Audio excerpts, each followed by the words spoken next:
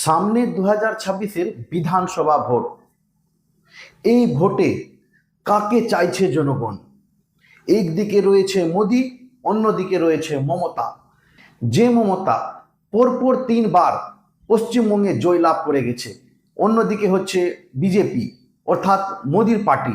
দুবার থেকে তাকে হারানোর ভীষণ চেষ্টা করছে, কিন্তু বিফল রয়েছে। তা সত্ত্বেও তার ভোট পার্সেন্টেজ অনেকটা বেড়েছে। এইবার 2026-এর ভোট কি হবে? এবার কে জিতবে এবার এই ভোটে? সেই টপিক নিয়ে আজকে আমরা আলোচনা করব।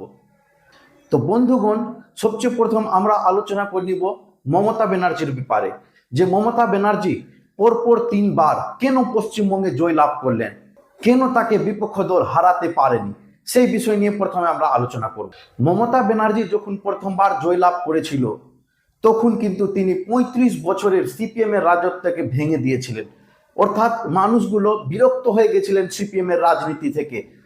আর সেই সময় জনগণের গর্জন হয়ে দাঁড়িয়েছিলেন মমতা ব্যানার্জি, যার উপর ভরসা করে মানুষ তাকে প্রথমবার ভোট করেছিল। আজকে সেই মমতা পরপর 3বার জয়লাভ করেছে পশ্চিমবঙ্গে। তো বন্ধুগণ, মমতা যে জয়লাভ করছে তার কিছু সাফল্যের কারণ রয়েছে। সেই কারণগুলো কি কি আমি আপনাদেরকে এক এক করে তুলে ধরব। প্রথম সাফল্য হচ্ছে তার প্রকল্প সমূহ।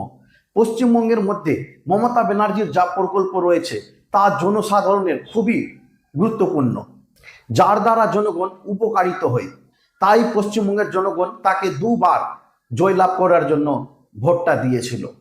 সেই সব প্রকল্প সমূহ হলো বন্ধুরা, লক্ষ্মী ভাণ্ডার, কন্যাশ্রী, রূপশ্রী, যুবশ্রী, ঐক্যশ্রী, শিক্ষাশ্রী, সবুজ সাথী, কৃষক বন্ধু, শস্য বীমা ইত্যাদি তার উল্লেখযোগ্য প্রকল্প রয়েছে, যেটার দ্বারা মানুষ কিন্তু খুবই হাতে নাতে টাকাগুলো পেয়েছে। সেই টাকার লোভে হোক বা মমতার ভালোবাসার টানে হোক, মানুষগুলো তাকে ভোট করেছিল।